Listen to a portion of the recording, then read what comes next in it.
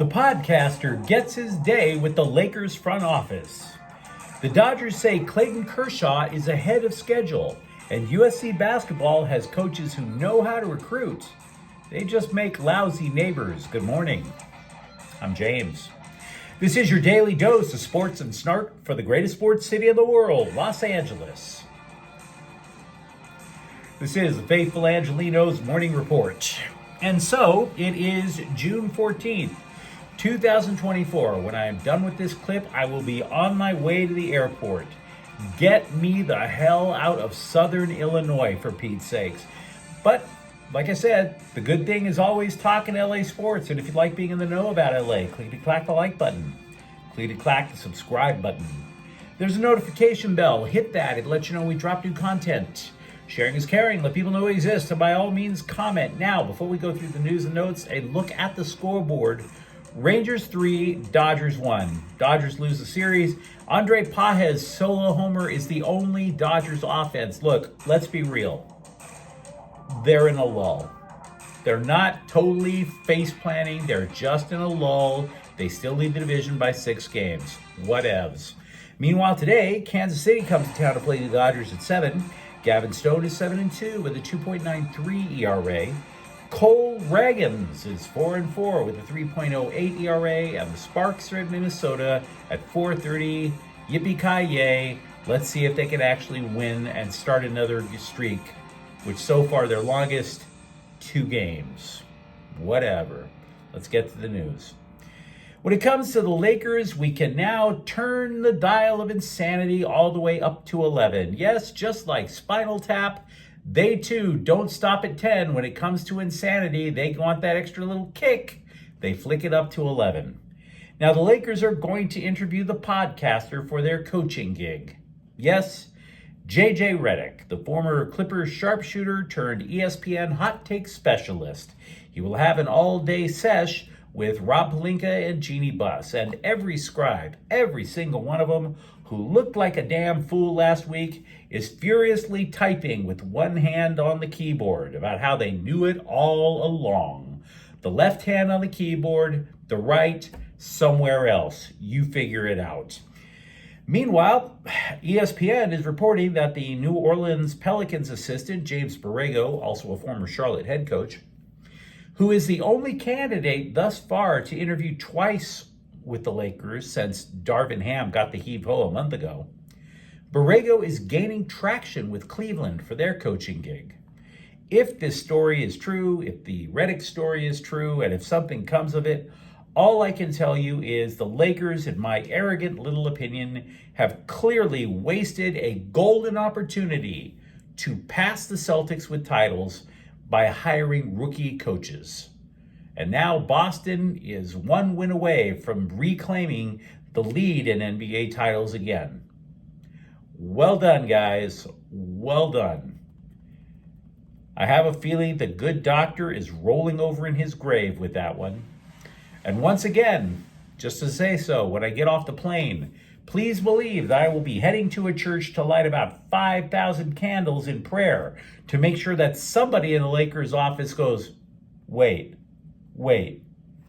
15 million idiots have podcasts and we're about to make one of them our head coach? If you're following me on that, can I get an amen from the congregation, please? Can I get an amen from the congregation? Meanwhile, CBSSports.com's NBA writer Dan Quinn has so far penned 4 articles on UConn coach Dan Hurley spurning the Lakers.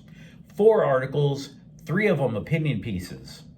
You would think one opinion piece on that would be enough, right? That opinion being, Hurley staying in Connecticut sucks for you. I could live with that opinion. I can. Because I'm a grown-ass man and I can live with bad news. But that's not enough for our chubby little wordsmith over at CBS. No. Now he is out claiming, and by the way, he's the only one claiming, that the Lakers lowballed Hurley. He is basing his argument on 2 things. 1, that the Lakers offer would have made Hurley the 6th highest paid coach in the NBA. That would be one. The other is a quote from Hurley to radio host Dan Levitard. Levitard asked if there was a dollar amount that would have made moving to LA a no-brainer, to which Hurley said, quote, "Yeah, I think to leave, there probably is. To leave a place at any moment in your life, to say it's not a motivating factor, the finances, to leave a place is definitely a thing," unquote. Please note the use of the word probably, which indicates that UConn had the inside track all along. Did Hurley, by the way, name his price? No, he didn't. Moreover, if you recall last weekend, Hurley said that the Lakers made an offer that, quote, was obviously tempting, unquote.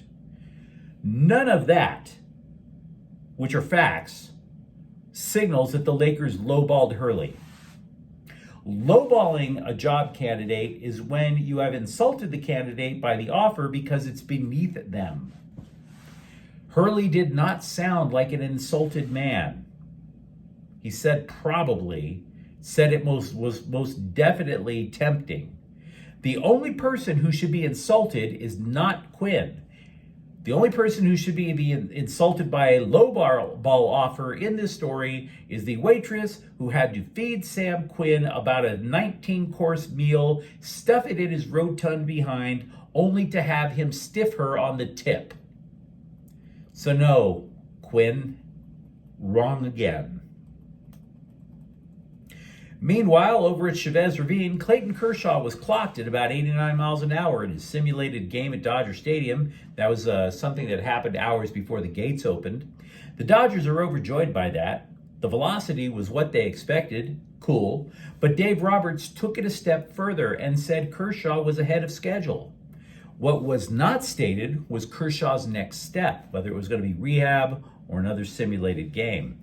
As for Kershaw, he said, quote, "Every check mark has been on schedule up to this point. I've never had surgery. I don't really know how it goes. People say there's ups and downs. I really haven't had the downs, so it's been great," unquote. During last night's game, the Dodgers announced a deal with Pittsburgh. LA gets left-handed reliever Jose Hernandez. Now, I'd call it a trade, but is it really a trade when all you do is send cash? Kind of sounds more like buying people to me, but I digress. I mean, that's not exactly a pleasant way to look at it. Now, to open up a spot on the 40-man roster, Ryan Brazier gets transferred from the 45 to the 60-day injured list. Hernandez was a Dodgers prospect, but he was taken by Pittsburgh in the Rule 5 draft because he couldn't get past Double-A. Now, as for Brazier, boy, I must miss my wife. I keep saying Brazier. He'd be eligible to come off the injured list in as little as 2 weeks, but the Dodgers don't know if he'll be ready to go by then. Now, as many longtime viewers of the program know, when I'm at home as opposed to on the road, I put up a big whiteboard behind me at my place during free agency, during trade deadline, and what I do is I compile all of the rumors about Lakers trades or Dodgers trades, because we know about 98% of them are absolute crap. And we need that board in order to keep all of those rumors in line so we can just shoot them down one by one. Now, we mentioned Bo Bichette. That's not likely to happen. But then came a flurry of outfielder rumors. Lewis Robert Jr., Cedric Mullins, Taylor Ward, Jazz Chisholm, Michael Conforto, Spencer Steer, and Ian Happ. So did pitchers, Tanner Scott, Kyle Finnegan, and Michael Kopech. Now, are any of these rumors based in reality? Of course not. But that's not the point. All of these rumors are clickbait. We're just going to start keeping track of them in about a day or two. The LA Daily News reported that in order to cobble together a roster, the USC basketball coaching staff rented a home in Manhattan Beach for about a month, blasted out phone calls all day and night until they crashed out. And it's a hell of a story. I'd highly recommend reading it. Not just because you should admire their hustle, but because the Trojans coaches would clearly make crappy neighbors. You do not want to live next to these guys. For example, Coach Eric Musselman would hang his USC t-shirts out to dry on the front porch, which I'm sure was a hit with the HOA. Nobody could cook, so every meal was just takeout. 2 assistants slept in a bunk bed like my brother and I did until 2 months ago. But seriously, folks, these were grown-ass men, and it sounded like they were living in a frat house. Anytime a recruit would commit, they hooped and hollered until the neighbors took notice. Literally, just like if it was in a frat house and they were making it rain on a stripper that they rented for an hour. Like you could do it to tribute to Troy, right? Da da da da da da da da da da da da da. You know what I mean? It's just craziness. Now the Trojans brought in 11 recruits this offseason. I really recommend reading the story if you have time. It's really funny. Musselman, for his part, said he doesn't want to go through another 16 and 17 season like his final year in Arkansas. Quote, I want to do what we did in other years, which is create a team that cosmetically people are like, I want to go watch that team play. And then a team that opposing teams respect for how hard they play, unquote. The NFL Network is reporting that Matthew Stafford will show up to Rams training camp even if a new contract is not worked out, which is good news. As for the Chargers, Justin Herbert was asked how he fits in with the new offense, which is focused obviously on power running. We've been talking about that for months with Jim Harbaugh. Quote, selfishly as a quarterback, I would love to throw the ball every time and understand we can throw the ball downfield. But I do think that there is something to be able to do it all, to hold a defense accountable, and to understand that a run game starts a pass game. I think the complementary football that we always talk about, I think that's only going to help us as an offense. One game, maybe we throw the ball 30 times, or maybe one game we throw it 15 times, unquote. By the way, credit Justin Herbert for being able to listen very well. This is the 4th different offense the guy's had to learn in 5 years.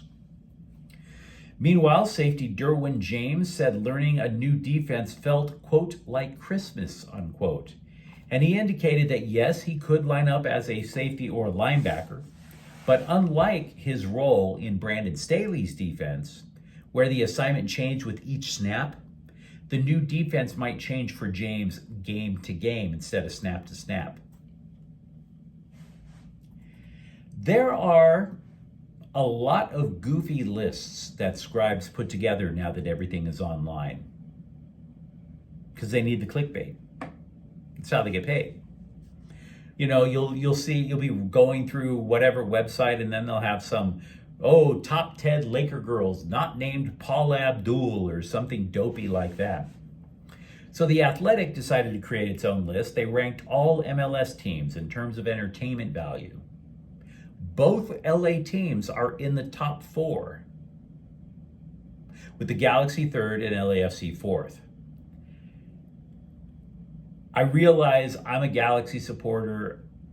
I realize Galaxy fans and LAFC fans, they get into it online over the most silly, trite, pointless things. The difference between the Galaxy and LAFC in terms of these rankings is razor thin. And to repeat, the lists are goofy.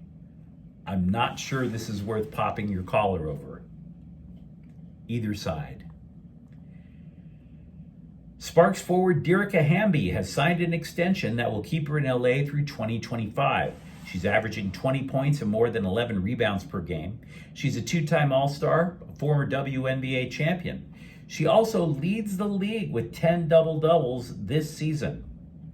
And I got to tell you something, being in Southern Illinois, I could go for a double-double right now. But you let me know what you think in the comments thread. Are you optimistic about the idea of JJ Redick as a potential head coach, or are you ready to just stick your head in the microwave and end it all like I am? Are you optimistic now about Clayton Kershaw, and where would you stack him in the Dodgers rotation? And if you enjoyed the content, don't forget to subscribe to Faithful Angelenos. We are talking LA sports every single day here. Thank you for watching. I'm James. We'll be back tomorrow. Faithful Angelenos is a Kian Cortel Queso production. Take care.